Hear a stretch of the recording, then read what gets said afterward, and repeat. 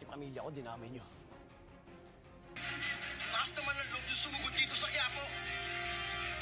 Tanggol, anong gagawin natin sa mga to? Tanggol, sa tingin ko, agkabyado tayo. Napakarami nila, oh. Ilan lang tayo. Buti, alam mo.